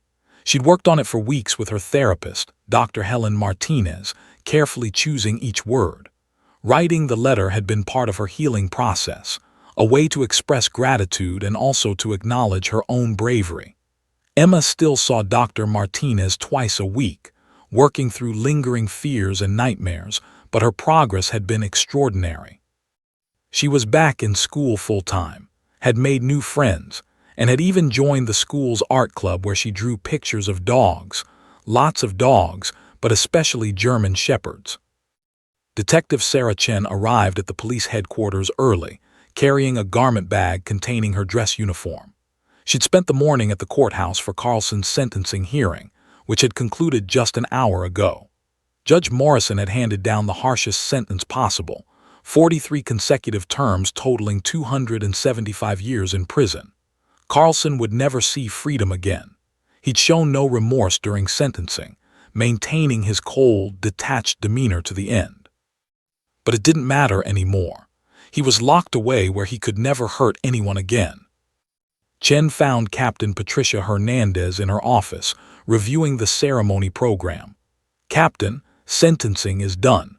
Carlson got the full 275 years. Hernandez looked up, satisfaction evident in her expression. "Good, Morrison didn't hold back." She called him a predator who exploited every system meant to protect citizens, and said he represented the worst kind of criminal, one who weaponized trust and access. Chen set down her garment bag. It was powerful. The victims' families were crying. Even the bailiffs looked emotional. "Justice served," Hernandez said simply. "Now let's go honor the heroes who made it possible." By 10 o'clock, the conference hall was filled to capacity. The front rows were reserved for Emma and Maria Rodriguez, Patricia Williams, Dr. Martinez, and other key figures from the case. Behind them sat officers from the K-9 unit, detectives from major crimes, representatives from the district attorney's office, and members of the police commission. The media occupied the back rows, cameras rolling, capturing every moment of what had become a national story. Police Chief David Anderson stepped to the podium, his uniform adorned with decades of service ribbons. He was a tall, distinguished African-American man in his late 50s with a commanding presence and a reputation for both toughness and compassion. "Ladies and gentlemen, thank you for joining us today for a very special ceremony. 6 months ago, something extraordinary happened in this city, something that reminded us why we serve, why we train, and why the bond between human and animal in law enforcement is so powerful." The room fell silent, every eye on the chief. "We are here to honor Officer Marcus Webb and his K-9 partner, Rex, for their exceptional work in solving multiple felony cases and protecting an endangered child. But we're also here to honor that child, Emma Rodriguez, whose courage in the face of terror inspired all of us. And we're here to honor Detective Sarah Chen and her team, whose tireless investigation brought a dangerous criminal to justice." Anderson gestured to the side door. "Officer Webb, please bring Rex forward." The door opened, and Webb entered with Rex at his side. The German Shepherd walked with perfect discipline, his ceremonial vest gleaming under the lights. But the moment Rex saw Emma in the front row, his tail began wagging with barely contained enthusiasm. Webb had to give a gentle correction to keep his partner focused on the ceremony. The room erupted in applause. Officers stood, families cheered, and Emma bounced in her seat with excitement, waving at Rex. Chief Anderson smiled at the reaction. "Please be seated. We have several presentations to make." He lifted a medal from the display table, a gold medallion on a blue ribbon, the department's highest honor. "Officer Marcus Webb, it is my privilege to present you with the Medal of Valor for exceptional bravery and outstanding police work. Your instincts, your training, and your partnership with Rex led to the arrest of a serial offender who had evaded capture for over 2 years. You exemplify the best of what this department represents." Webb stepped forward, standing at attention as Anderson pinned the medal to his uniform. The applause was thunderous, but Webb's eyes kept drifting to Rex, knowing that his partner deserved this recognition even more. Anderson seemed to read his thoughts. And now, for a historic first in Denver Police Department history. He lifted a specially designed collar from the table, leather with silver plates, the DPD badge engraved on the center plate, with spaces for commendation medals on either side. Rex, K9 Officer Badge Number K472, for your extraordinary detection work, your protective instincts, and your role in solving 7 major felony cases, I present you with the K9 Medal of Valor, the first ever awarded by this department. Webb knelt beside Rex, and Anderson carefully fastened the ceremonial collar around the German Shepherd's neck. Rex sat perfectly still, dignified and calm, as if understanding the significance of the moment. When Anderson finished, Rex looked up at Webb, and their eyes met in a moment of perfect understanding. They were partners, brothers in service, and this recognition belonged to both of them. The room exploded in applause again, and this time, several officers whistled and cheered. Rex's tail wagged furiously, and he gave one sharp, happy bark that made everyone laugh. "But we're not done," Anderson said, waiting for the room to settle. "We have one more very important presentation." He looked directly at Emma. "Emma Rodriguez, would you please come forward?" Emma's eyes went wide. She looked at her mother, who nodded encouragingly. Clutching her letter, Emma stood and walked to the stage, her small steps echoing in the suddenly quiet room. When she reached the podium, Chief Anderson knelt down to her level, just as Chen had done so many months ago. "Emma, what you did took incredible courage," Anderson said gently. "You found your voice when it mattered most. You helped catch a very bad man who hurt your mother and other families. And you showed everyone that even when we're scared, we can still be brave." He lifted a certificate from the table. "On behalf of the Denver Police Department and the citizens of this city, I present you with this certificate of commendation for citizen bravery. You're a hero, Emma." Emma took the certificate with trembling hands, tears streaming down her face. The room stood as one, applauding, many officers openly crying. Maria sobbed in her seat, Patricia beside her with an arm around her shoulders. But Emma wasn't done. She held up her folded letter, her voice small but clear. "Can I read something?" "Of course," Anderson said, gesturing to the microphone. Emma unfolded her letter, her hands shaking. Webb moved forward instinctively, bringing Rex closer to offer support. The German Shepherd sat beside Emma, and she placed one small hand on his head as she began to read. "Dear Rex," Emma's voice wavered but grew stronger with each word. "Thank you for listening when I found my words. You knew what I couldn't say. You knew the bad man before anyone else did. You protected me even though we just met. You're a hero and you're my friend." Emma paused, wiping her eyes with her free hand while keeping the other on Rex's head. "I was scared for so long. I couldn't talk because the bad man said he would hurt me, but when I saw you I felt safe. Your eyes told me it was okay to be brave, so I said the words and you knew what to do." Rex looked up at Emma, his brown eyes gentle and understanding. His tail thumped softly against the floor. "Officer Webb, thank you for bringing Rex to the courthouse that day. Thank you for letting him help me. And Rex, thank you for being the best, bravest dog in the whole world. I love you." Emma folded her letter and then did something that wasn't planned. She knelt down and hugged Rex around his neck. The German Shepherd remained perfectly still, accepting the embrace with infinite patience and gentleness. Webb felt his throat tighten with emotion, and he wasn't alone. There wasn't a dry eye in the room. When Emma finally released Rex and stood, Chief Anderson placed his hand on her shoulder. "Emma, that was beautiful, and I have one more surprise for you." He gestured to Webb, who stepped forward with something in his hand, a small badge attached to a lanyard.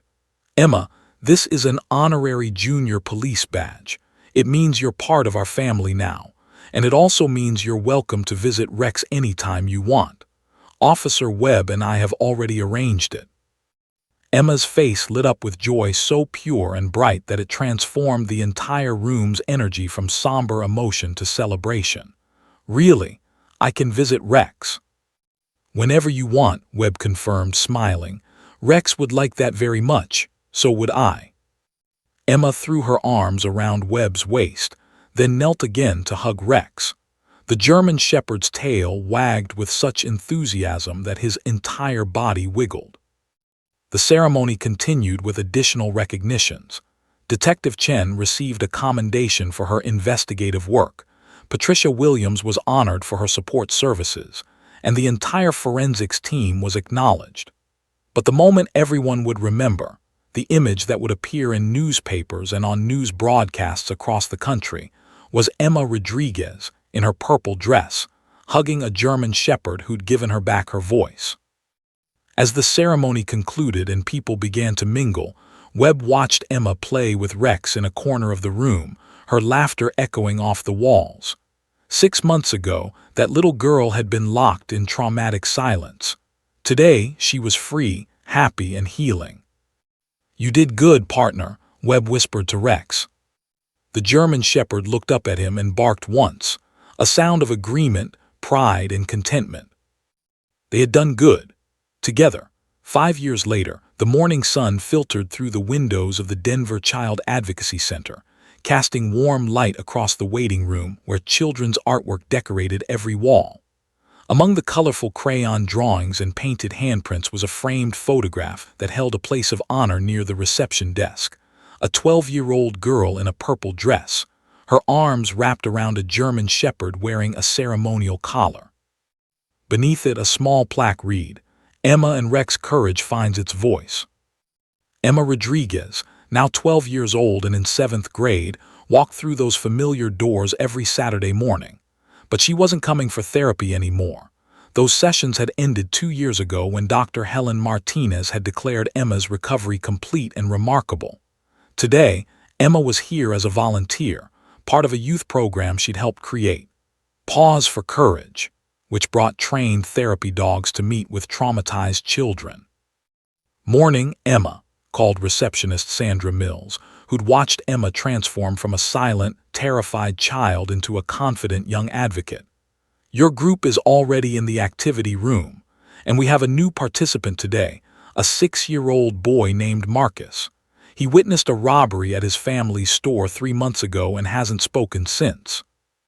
Emma's expression grew serious but determined. She knew that journey intimately. "I'll take care of him. Is Luna here yet?" "In the back with the handler. She's ready when you are." Luna was a 3-year-old golden retriever specifically trained in trauma therapy work.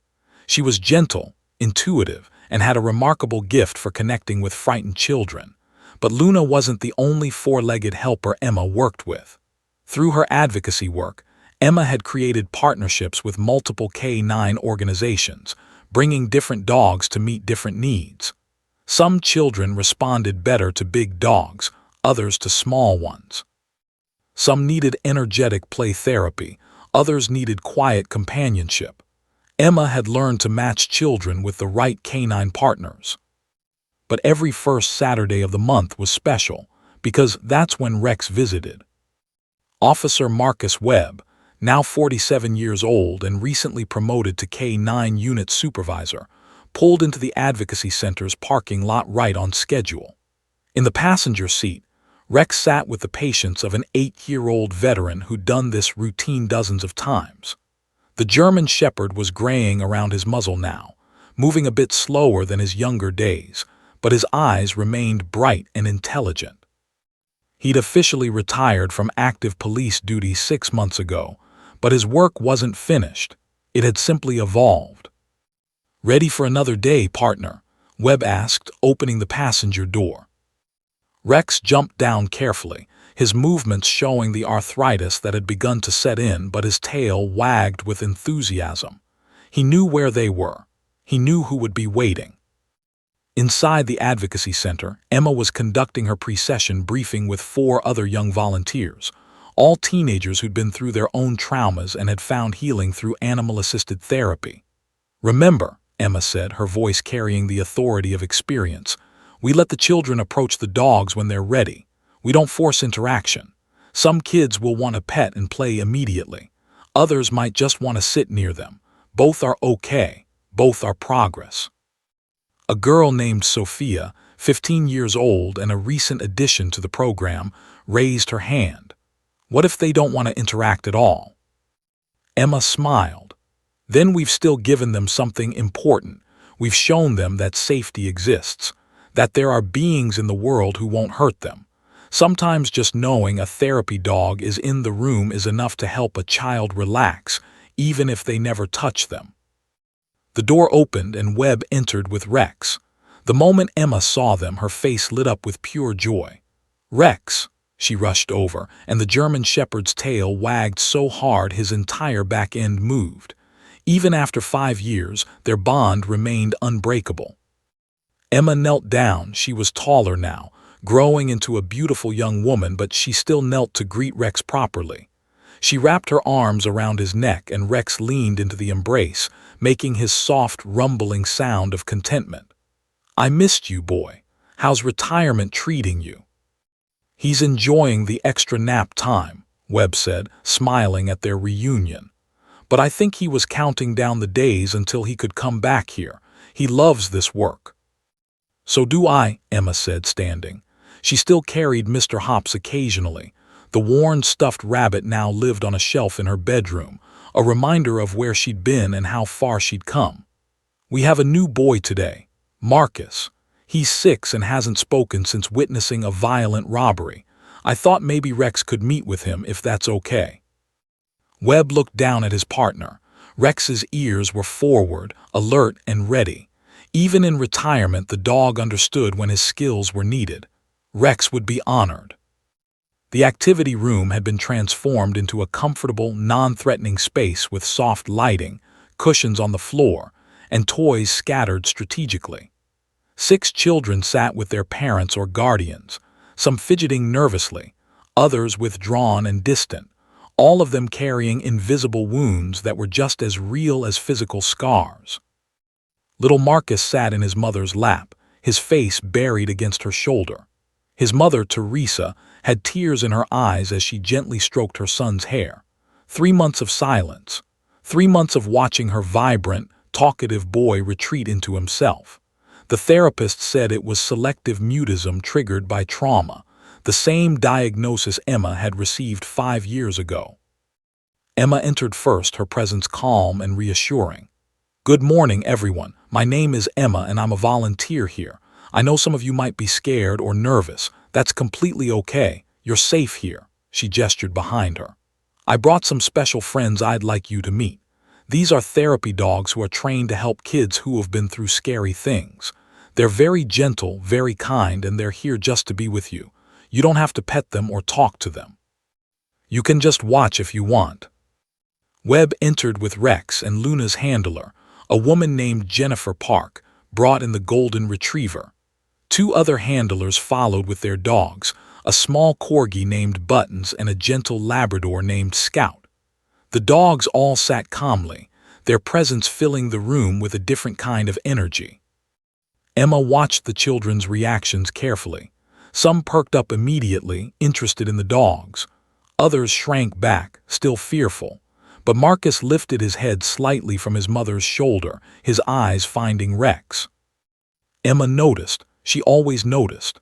"That's Rex," she said softly, moving to stand beside the German Shepherd. "He's a retired police dog. 5 years ago, when I was 7 years old, I was very scared, just like some of you might be feeling right now. I couldn't talk for a long time because something bad had happened. But then I met Rex, and he helped me find my voice again." The room was completely silent. Every child was listening now, even the ones still clinging to their parents. "Rex knew I was scared," Emma continued, her hand resting on Rex's head. "He didn't try to make me talk. He just stayed close and let me know I was safe. And when I finally found the words I needed to say, Rex protected me. He's a hero, but more than that, he's a friend who understands what it's like to be afraid and what it takes to be brave." Marcus was staring at Rex now, his small body slightly less tense. Teresa felt the change and looked down at her son with desperate hope. "Would anyone like to meet the dogs?" Emma asked. "You can approach them one at a time, or you can just sit here and watch, whatever makes you comfortable." A girl named Ashley, 8 years old and recovering from a car accident that killed her father, was the first to move. She approached Luna slowly, and the golden retriever remained perfectly still, letting Ashley set the pace.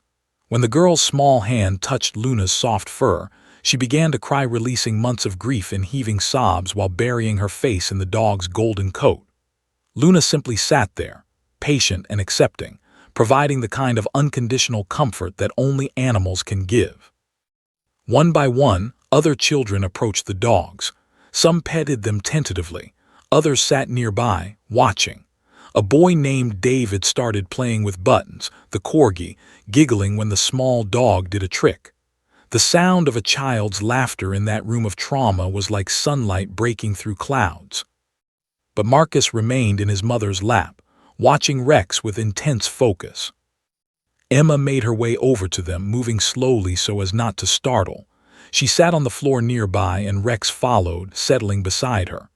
"Hi, Marcus, I'm Emma. This is my friend Rex. Would it be okay if we sat here with you for a little while? We don't have to talk. We can just sit together." Teresa nodded gratefully, tears streaming down her face. Marcus didn't respond, but his eyes never left Rex. For 5 minutes, they simply existed in shared space, Emma and Rex on the floor, Marcus and Teresa on the cushion nearby. Emma didn't push, didn't prod, didn't try to force interaction. She'd learned from her own experience that healing couldn't be rushed. Sometimes the bravest thing was simply being present with pain. Then Marcus did something unexpected. He slipped off his mother's lap and crawled closer to Rex, stopping about 2 feet away. Rex's ears pricked forward, but he remained still, his years of training and intuition guiding his response. Marcus stared at Rex and Rex stared back, their eyes locked in silent communication. And then, in a voice barely above a whisper, the first words Marcus had spoken in 3 months, he said, "Nice dog." Teresa gasped, her hand flying to her mouth. Emma felt tears spring to her eyes, but she kept her voice calm and steady. "Yes, he is a very nice dog. His name is Rex. Would you like to pet him?" Marcus nodded slowly. He reached out one small hand, trembling as it moved through the air and touched Rex's head. The German Shepherd remained perfectly still, and then very gently he leaned his head forward to press against Marcus's palm, a gesture of acceptance, of safety, of understanding. "He's soft," Marcus whispered. "He is," Emma agreed. "And he's very brave. He helps kids who are scared feel safe." Marcus looked up at Emma, his dark eyes swimming with tears. "I was scared." "I know. I was scared too when I was your age. So scared that I couldn't talk for a long time. But Rex helped me remember that being scared doesn't mean you have to stay quiet. Sometimes the bravest thing we can do is find our voice and use it." Marcus nodded, his hand now moving through Rex's fur with more confidence.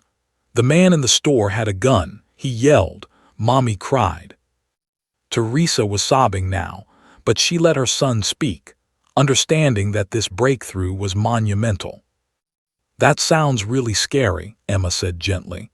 You were very brave to keep yourself and your mommy safe by staying quiet then. But you're safe now. The scary man is gone, and you can talk again whenever you're ready. Marcus looked at Rex again. Does Rex know about scary things? Yes, Emma said. Rex used to protect people from scary things. He's a hero, but even heroes get scared sometimes. The important thing is what we do when we're scared. Rex taught me that we can be scared and brave at the same time. Marcus sat there for a long moment, his hand buried in Rex's fur, and then he said something that broke and healed Emma's heart simultaneously. Can Rex be my friend too? Rex would love to be your friend, Emma said, and so would I. Webb, watching from across the room, felt emotion swell in his chest. This was why they did this work. This was what Rex had been meant for all along. Not just catching criminals, but healing the wounded, giving voice to the silent, bringing light to dark places. The session continued for another hour. By the end, Marcus had spoken several complete sentences. Ashley had stopped crying and was laughing as Luna performed gentle tricks. David and Buttons were playing fetch. And a quiet girl named May, who'd been too shy to approach any dog, was sitting next to Scout, her small hand resting on the Labrador's back while she read a book aloud, her first time reading to anyone since her trauma. As families prepared to leave, Teresa approached Emma with Marcus holding her hand. "Thank you," Teresa said, her voice thick with emotion. "You gave me my son back today." Emma knelt down to Marcus's level, a gesture she'd learned from Detective Chen 5 years ago. "You found your voice all by yourself, Marcus. Rex and I just helped you remember where to look for it." Marcus surprised her by throwing his arms around her neck in a fierce hug. "Thank you, Emma. Thank you, Rex." After the session ended and the last family had left, Emma and Webb sat in the now quiet activity room. Rex lay between them, tired but content, his head resting on his paws. The graying around his muzzle was more pronounced in the soft light, a reminder that he wouldn't be with them forever. But today, he'd given another child the gift of healing. "You know," Webb said, "when we first met 5 years ago, I never imagined it would lead to this. To you creating a whole program, helping dozens of kids find their voices." Emma smiled, scratching behind Rex's ears. "I learned from the best. Rex taught me that sometimes you don't need words to communicate safety and love. Sometimes presence is enough. And then, when you're ready, the words come." "You've helped 17 kids break through selective mutism in the past 3 years," Webb said, pride evident in his voice. 17 children who found their voices because you showed them it was possible. That's remarkable, Emma. "I had to do something with what happened to me," Emma said. "I could let it destroy me, or I could let it shape me into someone who helps others. Rex showed me how to choose the second path." They sat in comfortable silence for a moment, and then Emma said something she'd been thinking about for months. "I want to become a child psychologist, specialize in trauma therapy, specifically with animal assistance. There's not enough research on why it works, how to implement it properly, how to match children with the right therapy animals. I want to change that." Webb smiled. "You will, you're already changing it." He reached over and squeezed her shoulder. "Your mother would be so proud of you. I'm proud of you." Emma felt tears prick her eyes. Her relationship with her mother had healed and deepened over the past 5 years. Maria had become an advocate herself, speaking at conferences about victim recovery, supporting other families going through trauma. Mother and daughter had transformed their pain into purpose. "Can I tell you something?" Emma asked softly. "Sometimes I have nightmares still, not as often, but they still come. And when they do, I think about Rex. I think about how he looked at me that day in the courthouse hallway, how his eyes told me I was safe even before I could say the words, and it helps me get back to sleep." Rex lifted his head at the sound of his name, his tail thumping softly against the floor. "That's the bond," Webb said. "It transcends time and space. Rex will always be with you, Emma, even long after." he trailed off, unable to finish the sentence about Rex's inevitable mortality. Emma understood. She wrapped her arms around Rex's neck one more time, breathing in his familiar scent, feeling his steady heartbeat beneath his fur. "Thank you," she whispered, "for everything, for giving me my voice, for teaching me that being scared doesn't mean you can't be brave, for showing me that healing is possible." Rex turned his head and licked her cheek, his way of saying, "You're welcome, and I love you, and you were always brave. I just helped you see it." As the afternoon sun shifted and shadows grew long across the activity room floor, Emma stood and helped Webb gather the therapy materials. Outside, she could see families walking together, children playing, life continuing in its beautiful, ordinary way. 5 years ago, she couldn't have imagined being here, healthy, happy, helping others.